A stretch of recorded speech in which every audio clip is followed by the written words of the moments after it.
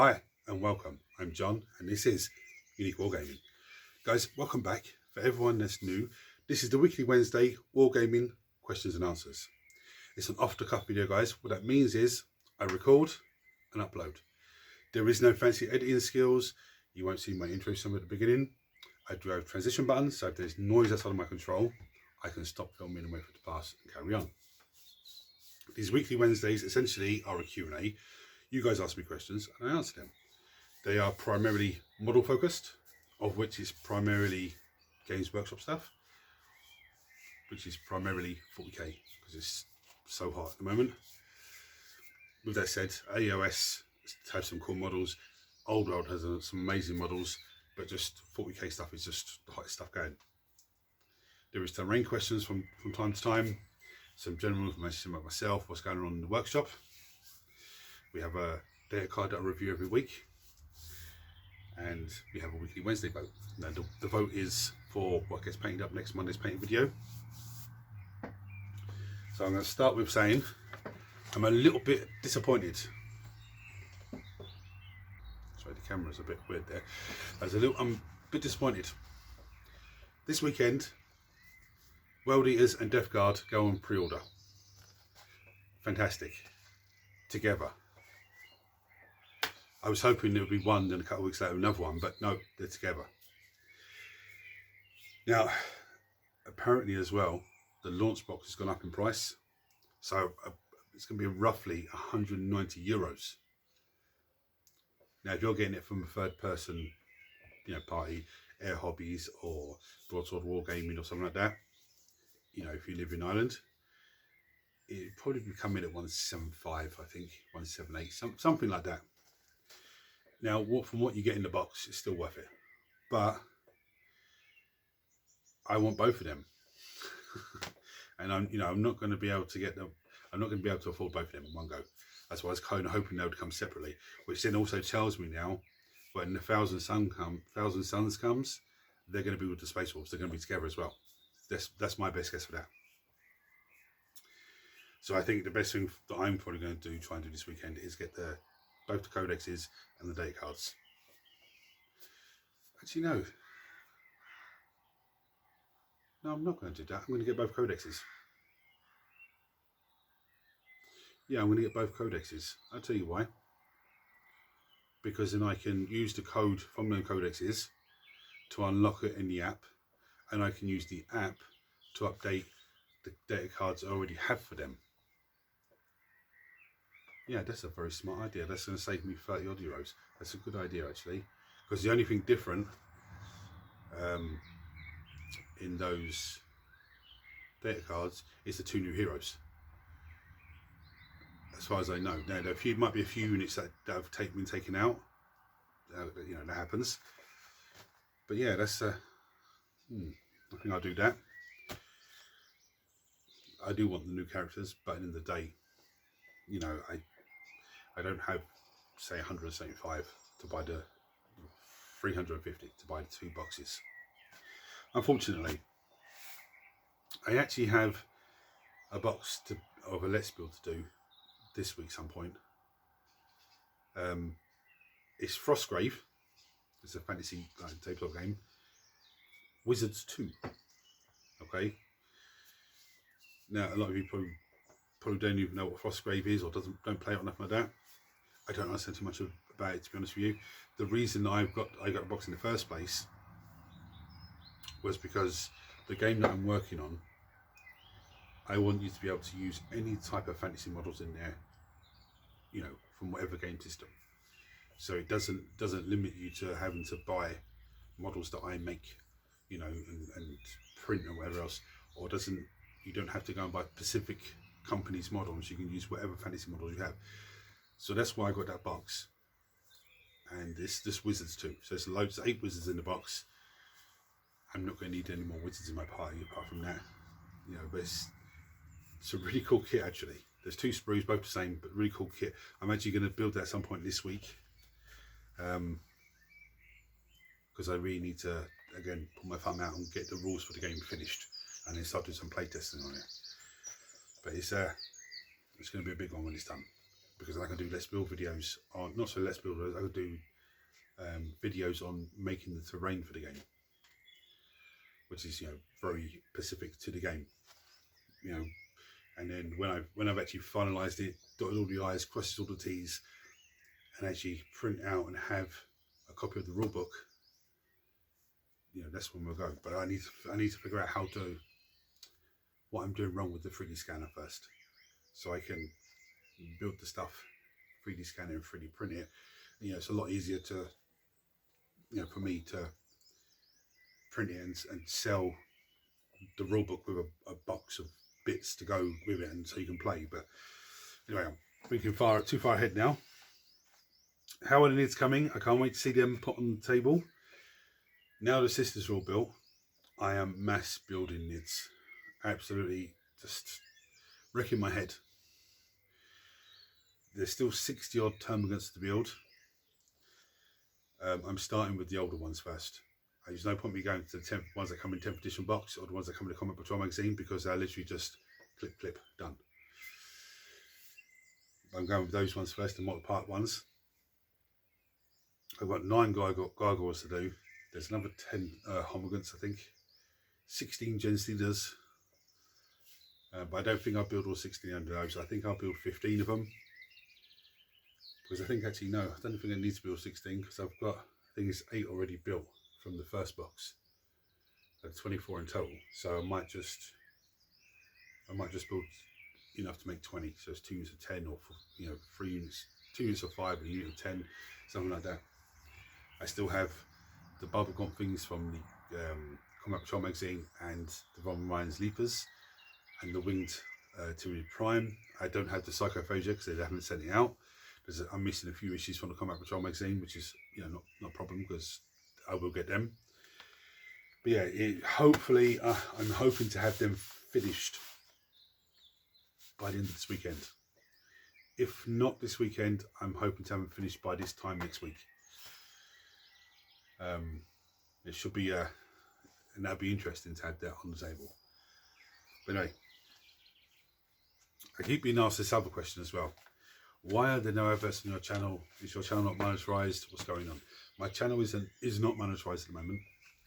The reason why is I need so many hours watched in the last 365 days. Now the counter that works that out is like 6 days behind.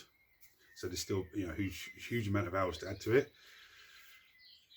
But what you guys can do as my viewers is, if I put a video up and you have no interest in it, let's say Marvel Crisis Protocol, Miss Marvel that I painted up, you have no interest in it, you don't play Marvel Crisis Protocol, you have no interest in it, you know, what you can do for me as a favour to me is just, if you're watching it on your phone or your laptop, or you know, as you're getting ready to do paints and stuff, just put it on, put the volume down low and leave it to play from start to finish, whilst you're getting your paint wall ready, or getting your models ready, or getting your paints ready, because that really helps me out. And then what that does in return for you guys, that pushes me closer to monetize the channel, which YouTube then pay me for content I do. But what that also does for you guys is, the closer I get to when I monetize the channel, that means it's going to be closer to me coming full time on the channel, which means me giving you guys probably 5 videos a week. You know, and that's a massive, you know, a massive amount of enjoyment for you guys. Whether it's a painting video, a let's build video, a battle report, 2 battle reports a week, weekly Wednesday, Monday painting video, you know, whatever it is, terrain builds, you'll get more of it, which is, you know, fantastic. So even if you're just a person that watches terrain videos, that means that there'll be a very high chance you'll be getting a terrain video every week, or one every 2 weeks. If you're someone that enjoys painting and just looking at how people paint as you're painting, again, you'll get more of those. If you're interested in let's build videos, there'll be more of everything, basically. So if you're not interested in the video that I put up, as one of my, you know, subscribers, one of my viewers, just put it on, leave it to run throughout. You know, even if you're going to make yourself a cup of tea whilst it's playing, you know, that helps me out massively. Thank you guys. So what I'm going to do now, I drop my little notepad. Yeah, there was a game this week. I don't know if we're playing tomorrow or Friday. Both days are open to play. I messaged Mark earlier on, just waiting to see if we can, what day he suits. Because if it's tomorrow, then I've got to clear all the lids off the table, play the game, then bring them all back out afterwards, so I can carry on building them on Friday. If it's Friday, I can leave them on the table, get up early tomorrow, and just carry on spamming them out as much as I can. Obviously, I'm probably going to build the Frostgrave tomorrow if we're playing Friday. But it's literally I can do something here, then come over and do something over there, and then, you know, backwards or forwards. Yeah, so there's a game this week. Now, I don't know what army Mark's going to throw to the table. I don't know what army I'm going to throw on the table yet. I have a few lists wrote. I was thinking of just putting 3 lists down and rolling a D3, and whichever it is, that's what I'm going to play. I still might even do that, actually, to be honest with you. Which would be very cool, because it's very unique then. Yeah, sisters and enough undercoated as well. I'm just trying to mass build these nids, get them undercoated, get them ready for the table. Now the nid army I put on the table first of all, without Mark lending me any models, only nids to use, is literally going to be a horde army. Okay, I have 80 termagants. Actually, no, I have more than 80 because I have some from the Combat Patrol magazine. Again, you know, that'd be a massive just horde going forward. But anyway, that's for another day. And I'll bring you down and show you the data card now. Go through the data card. Now, I don't think I've gone through this data card before because it's not on my list. But if I have gone through a data card before, I apologise, but it's not on my list. Now, with that said, on my list, I have 8-bound jackals, plague drones. All of those might change when the codex drops. You know, when the codex comes out, not this Saturday, but like 2 weeks from now, you know, from Saturday this week, or, you know, something like that. And if it does, then I'll give them a quick review again, just because they've been changed. I'll actually probably compare them to the old one. Well, I will have to, because it'll be the old sheet you're looking at, but with the new stuff added onto it. But anyway, I'm going to bring you down and show you this data card, and then we'll go into the weekly vote. And of course, talking about the Silent King. It's absolutely exceptional model. That's what he looks like. My one doesn't have the cloak. I did bother putting the cloak on him. So he is accompanied by 2 Trialcore Mehennas. I'm probably butchering the name, but you know, we all know what it is. They both have movement of 8. They both have toughness 10. They both have a 2+ armor save, and there's a 4+ invulnerable save. Silent King has 16 wounds. The Mehennas have 5 wounds each. They are both leadership 6. Not that it matters, because Silent King's the one that, you know, that matters. He has a OC control, objective control of 6. They have an objective control of 1 each. Now, there's some range of weapons here. So the Mehennas have the Annihilation Beam, which is 24-inch range, 1 attack each. So there's 2 dice you're rolling, because there's 2 of them. They hit on 2s. Strength 14. So you're wounding most tanks on 3s. AP is -4. So most tanks are getting a 5 or a 6 armor save. Yeah, some tanks won't even get a save against it. They're flat 6 damage each. The last time this guy was on the table, the 2 Mehennas shot a Wraith Lord, and one shot at him. Failed both saving throws, and it just 12 damage, dead. So they are very, very deadly, and they technically act as his bodyguard. So you have to kill those first with their 5 wounds, toughness 10, before you can start wounding him. But once you have got rid of those, you just keep chipping away at his wounds. As long as you do at least 4 wounds on him a turn, he can only regenerate maximum of 3, unless there's a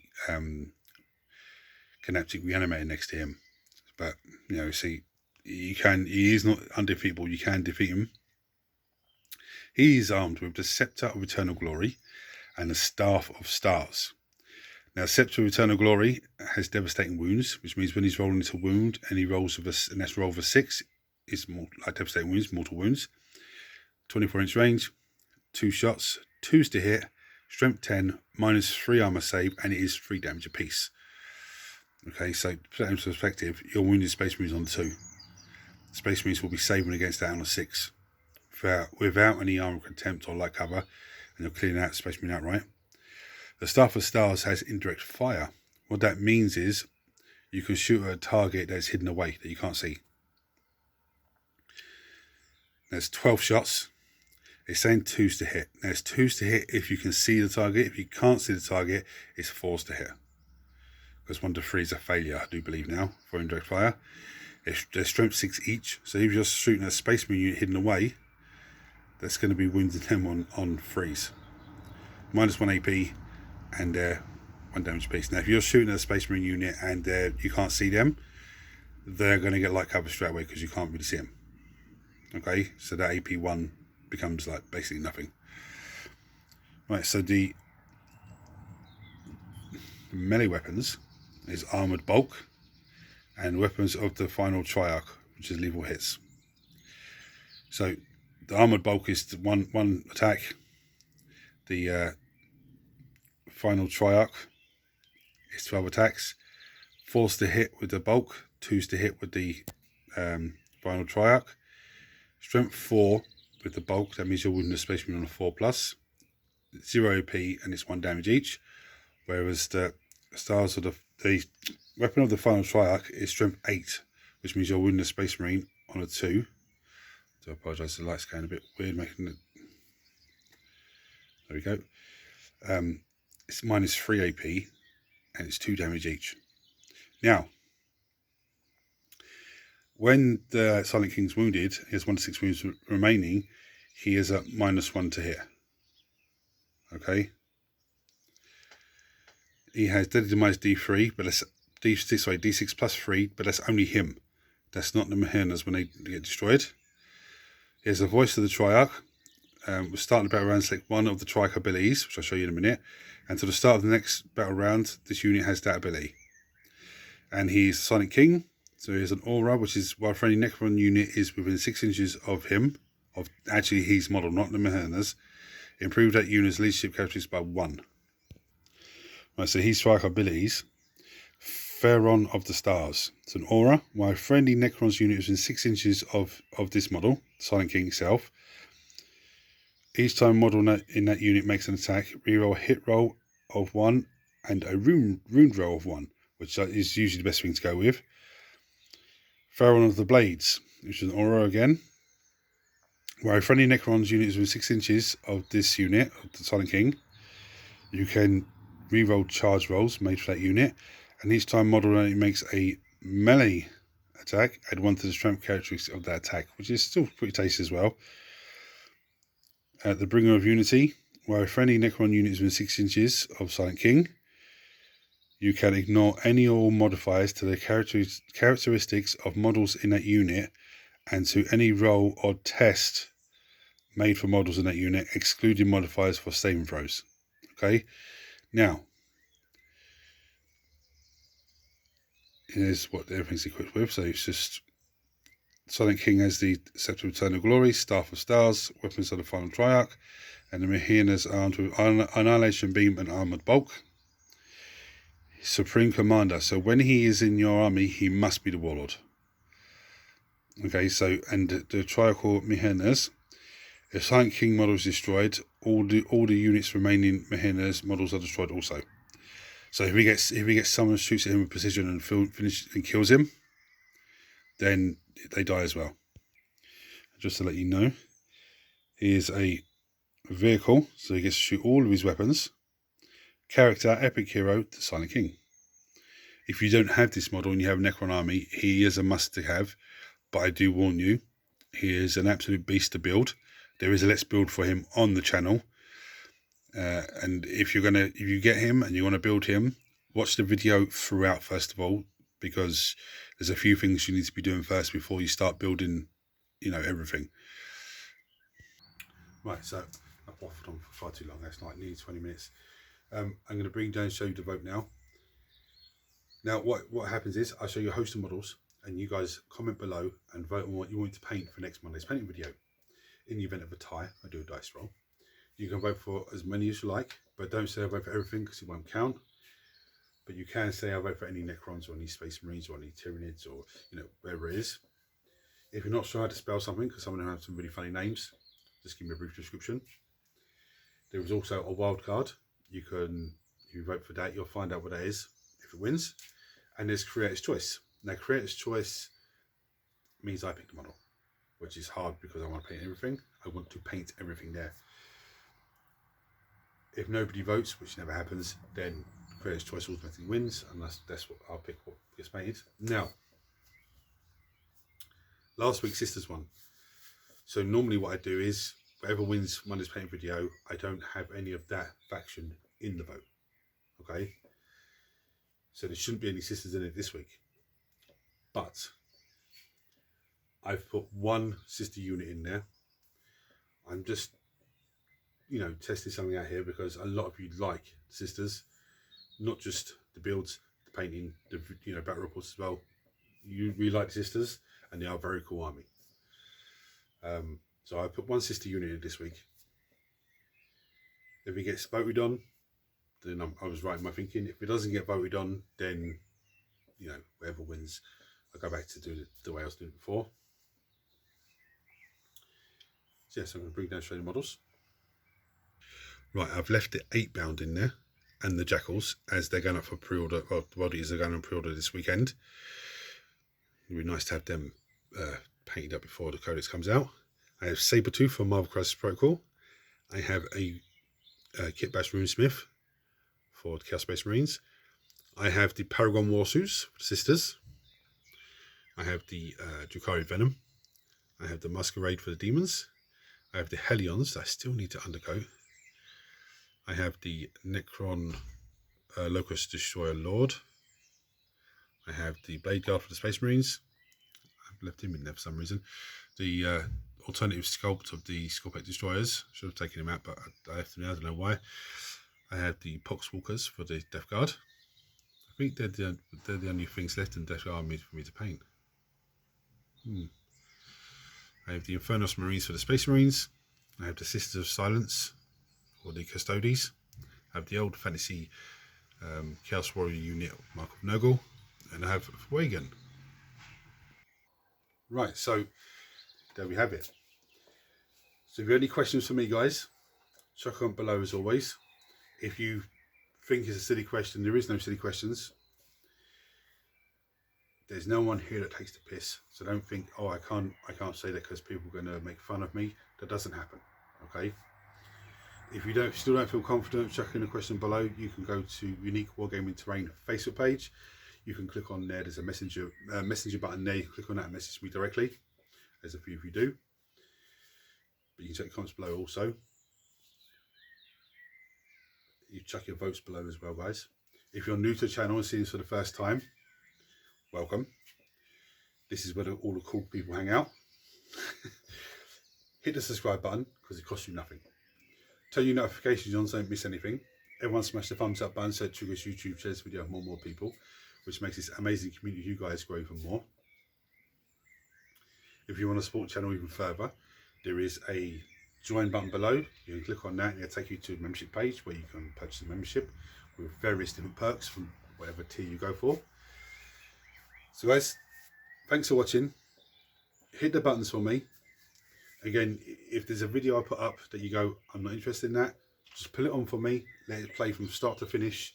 That helps me push the channel forward towards becoming full time, which benefits you guys even more. Guys, don't forget to vote. Until next time, take it easy. Thanks for watching.